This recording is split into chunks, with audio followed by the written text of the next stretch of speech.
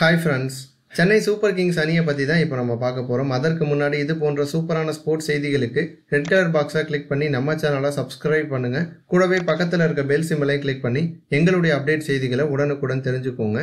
இந்த வருஷம் ஐபிஎல் சீசனில் பார்த்தீங்க அப்படின்னா சென்னை சூப்பர் கிங்ஸ் அணி வந்து சூப்பராக மிரட்டியிருப்பாங்க. முதல் போட்டியே அபாரமாக ஜெயிச்சிருப்பாங்க. முதல் போட்டியில் சென்னை அணியோட அடியை பார்த்துட்டு கண்டிப்பாக இந்த முறை கப்பு நமக்கு தான் அப்படின்னு ரசிகர்கள் எல்லாருமே மிகுந்த ஒரு உற்சாகத்தில் இருக்காங்க.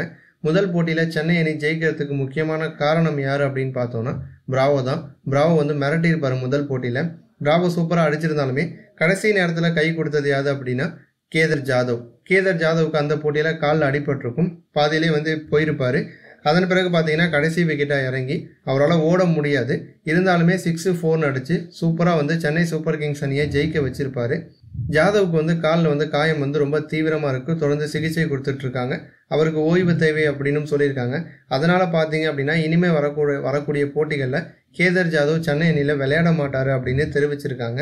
மாற்று வீரர்கள் சென்னை அணியில் இருக்காங்க அப்படிங்கிற போதிலும் கடைசி நேரத்தில் கேதர் ஜாதவ் ரொம்பவும் சூப்பராக விளையாடக்கூடிய ஒரு பிளேயர், இந்திய வீரரும் கூட. Gather Jadhav Chennai super Kings அணியில் விளையாடாதது சென்னை சூப்பர் கிங்ஸ் அணிக்கு சின்ன ஒரு பின்னடைவு அப்படின்னு தான் சொல்லணும். இருந்தாலுமே மாற்று வீரரை வச்சு சென்னை சூப்பர் கிங்ஸ் அணியானது கலக்குவாங்க அப்படிங்கிறதுல சந்தேகமே கிடையாது. நன்றி.